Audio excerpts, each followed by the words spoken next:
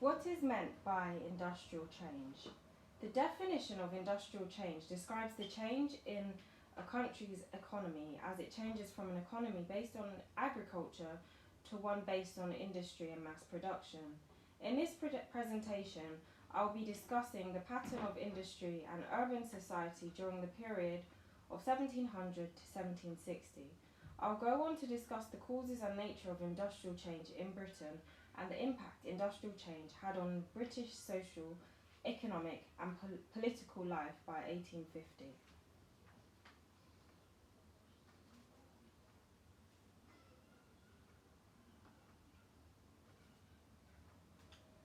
In the 18th century, Britain was a predominantly rural society, with many people working in farming and or in cottage industries.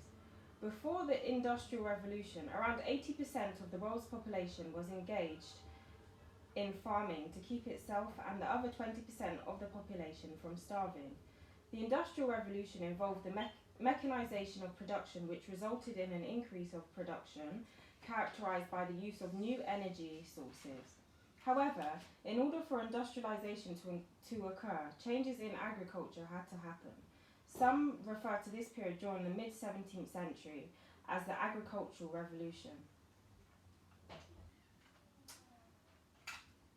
Agricultural change. The use of irrigation during the late 17th century to the early 18th century allowed the productivity of food to rise.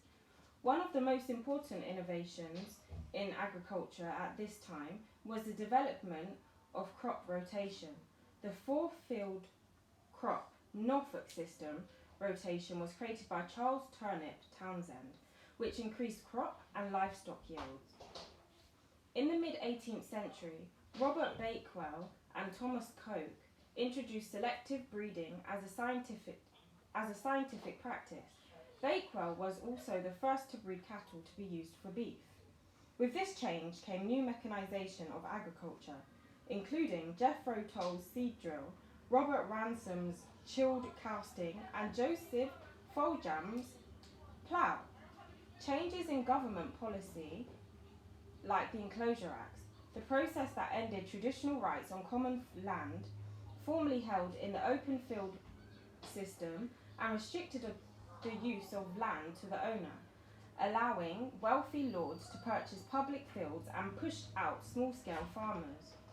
Although following enclosure crop yields and livestock output increased as well as productivity enough to create a surplus of labour, this increased labour supply led to significant levels of unemployment and poverty in many rural areas. As a result of this, and small-scale farmers being pushed aside, it caused a migration of men looking for wage labour in towns and cities. These advancements in husbandry techniques supported and contributed to the increase in Britain's population between 1700 and 1850. Innovations of the Industrial Revolution include the textile industry, like John Kay's Flying Shuttle in 1733, right at the top, which dramatically increased the speed of weaving and the amount of people needed to operate the shuttle. His invention created a demand for yarn. It also paved the way for power looms, although a power loom wasn't invented until 1787. The next one, this invention, led to the invention of the spinning jenny by James Hargreave in 1770, which is just there, and Richard Arkwright's spinning frame in 1760, which produced a stronger thread and required very little training to use. Arkwright's invention of the spinning frame, with the developing population, created high demand for yarn, among other things, led to the use of factories, mass production, and the use of a large workforce. And in 1771, Arkwright built the world's first water-powered mill in Cromford, as you can see there in the slide. Before the 1760s, there were still limited power sources, causing the process of industrial development to be slow. The main sources of power were horsepower, windmills, and water wheels. Soon, the inventions mentioned on previous slides were mechanized. using water power until the invention of the steam engine.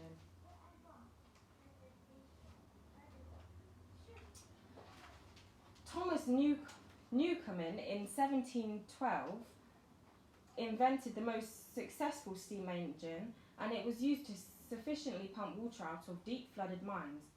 Because the water was successfully cleared out of mines, there was more coal to power more steam engines. This use of steam engines in mining allowed for a cheap supply of coal for the iron industry.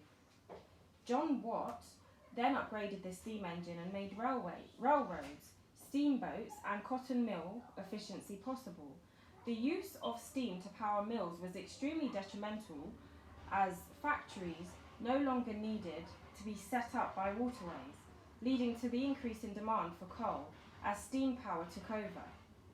As there was now an increasing demand of coal and iron, this led to the improvement of the British transportation system. Local authorities introduced the Turnpike Acts to help with the repairs of the roads, and canals were constructed to help with easy transportation too, and were extremely important for continued economic growth. They also provided a form of employment for individuals. By 1830, the first passenger line was created between Manchester and Liverpool. These technological innovations benefited the British economy and were all intimately interconnected.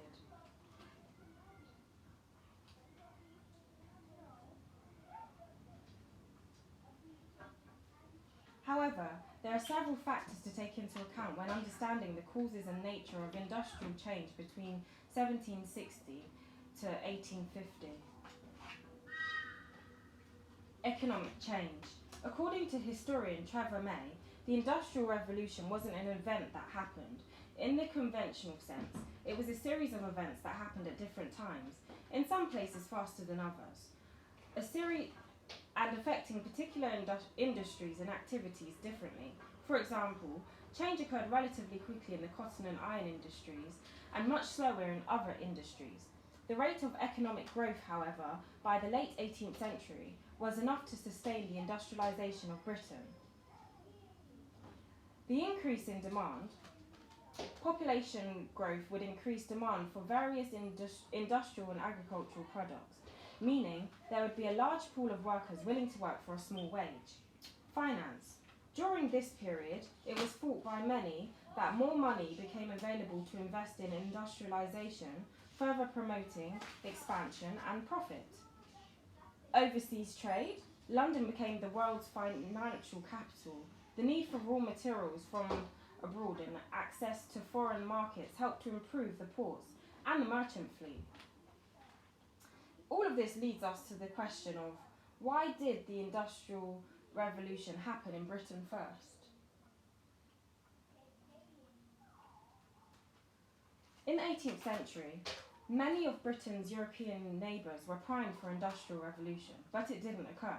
For example, French foreign trade was comparable to that of Britain and Holland, had commercial and financial institutions like London. Many of the features which characterised progressive agricultural change in Britain were invented in Holland, as well as shipbuilding and shipping. So, why Britain? A great many factors are tied up with industrialisation. Historians have sometimes stressed the role of population growth and of revolutions of agriculture, trade and transport. The static economy at the time is another key factor, as a static economy and society often produce attitudes and institutions which favour continued stability. Although it is evident that some factors place Britain at a unique advantage in the 18th century, Britain led in the broad field of technology. Britain had a more widely based market, as geographically Britain had an advantage. Britain had hundreds of miles of navigable rivers and the land mass to accompany it, making it greatly facilitated for coastal shipping. Another, coal was abundant. England had large supplies of coal that were easily accessible, which meant that it was cheap to mine.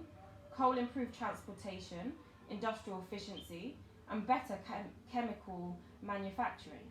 Britain was endowed with raw materials, and the Industrial Revolution was based on using different forms of energy to automate production. There are also good supplies of low-grade iron ore.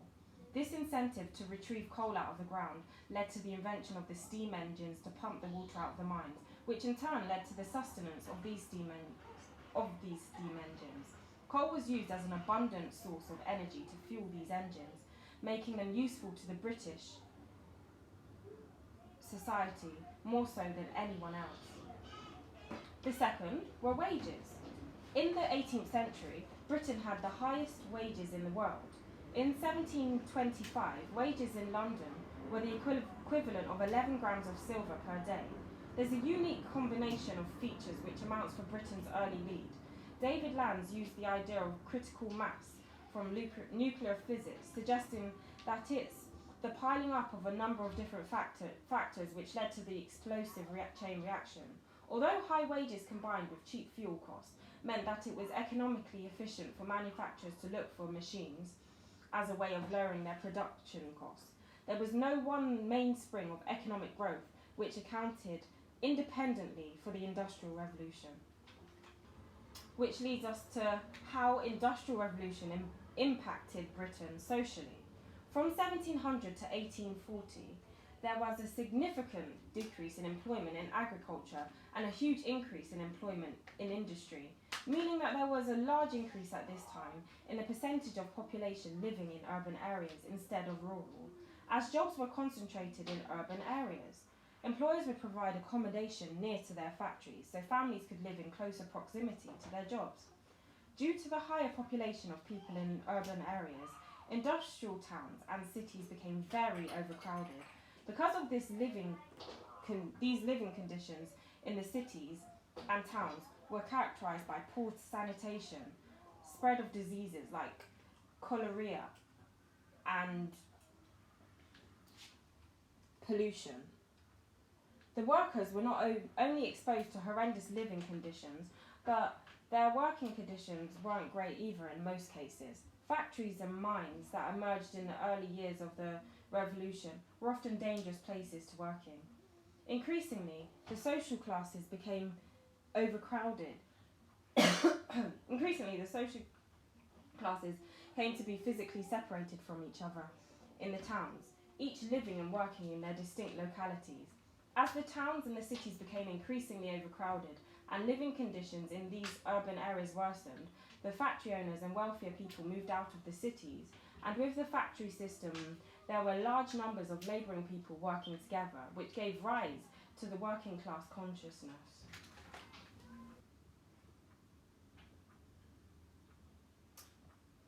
18th century England was hierarchical, and in 1709 Daniel Defoe suggested a sevenfold division in society based on wealth and consumption. 1. The great who live profusely. 2.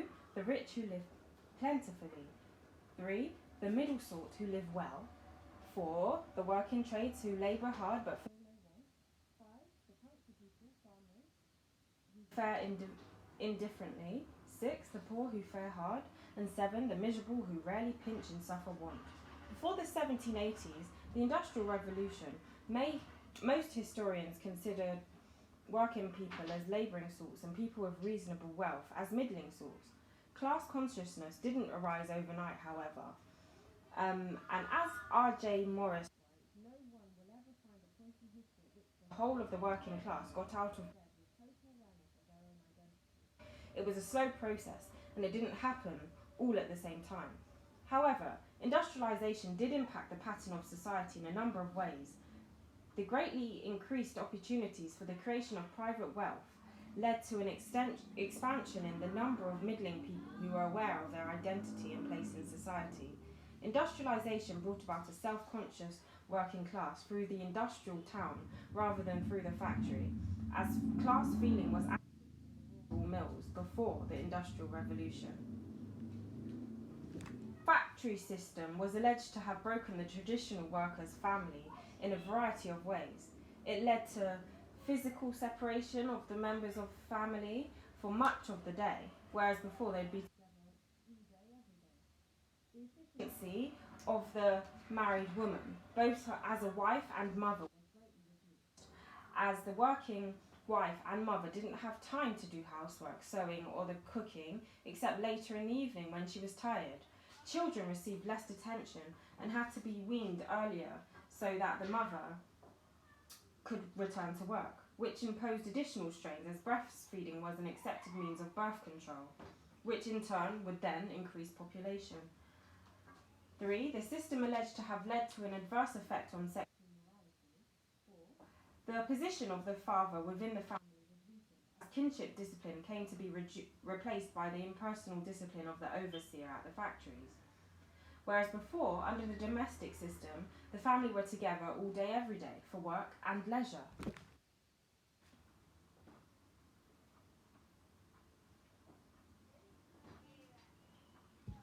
Economic necessity forced many workers to accept the new way of life in which the factory system imposed.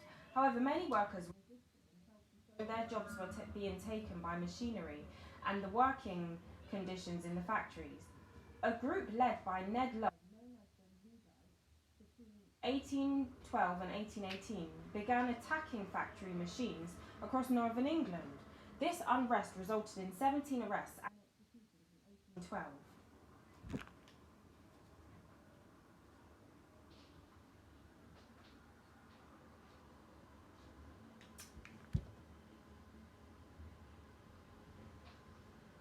This led to political change. Richard Arkwright, during the early part of industrial Britain, was a leading industrialist and businessman. He was one of the first factory owners to employ children. In 1771, Arkwright employed 2,000 people to work in his water-powered cotton mills, and nearly 2/3 were children from the age of 7. However, allegations arose of the poor working conditions in the mills. Unfenced machinery, excessive heat, and lack of ventilation in spinning rooms, which were also thick in cotton dust. Many young children would be injured due to working in large factories with dangerous machinery. With the new style of problems associated with urbanisation and industrial change, the government of Britain had to adapt policy to improve these conditions. The Act of 1819 intended to extend protection to free labour, and subsequently a bill was passed and cotton mill children were limited to 12 hours of labour a day, which later led to the Factory Act of 1833, which made it illegal to employ children under 9 years old, which provided that children aged 9 to 14 should be restricted to 8 hours actual labour with 2 hours at school, and young persons under 18 were limited to 12 hours. The Poor Laws in 1834 were passed. It helped those who were made unemployed by the Enforcement Act previously mentioned. However, it was designed to make poor relief an unpleasant experience. The Gilbert Act, 1782, attempted to expand the range of poor relief, and in 1799 to 1824, trade unions began as a way to improve wages and working conditions. The Combination Act, in 1799, the Prime Minister at the time, William Pitt, decided to take action against political agitation among industrial workers. The act was passed by government, making it illegal for workers to join together as a union. The act was repealed in 1824, followed by an outbreak of strikes, and as a result, the Combination of Workmen Act 1825, which imposed limitations on the right to strike. In 1871, the Trade Union Act was passed, which legalised unions along with the Criminal Law Amendment Act, where working class men began to set up trade unions in order to protect themselves from exploitation. For example, it improved wages and it shortened the hours worked. The Public Health Act in 1848, the aim of the act was to improve sanitary conditions of towns in England and Wales. The Miners and Colliers Act in 1842, this act took women and children away from working in mines. And then there was the Reform Act in 1832, which was an act of Parliament that introduced major changes to the electoral system of England and Wales. The act granted seats in the House of Commons to large cities that had grown in size due to the Industrial Revolution.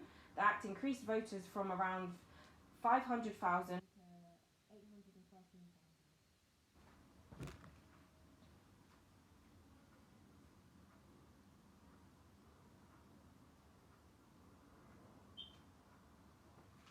Ultimately, the Industrial Revolution brought fundamental changes in the British way of life. There was technological improvements and scientific innovations contributed to the advancement of agriculture, changes in the organisation of work, industry and trade and shipping, also to the expansion of the economy and population growth. Dynamism of cotton and iron, as well as urbanisation. The increase of capital and credit contributed to the development of banking too.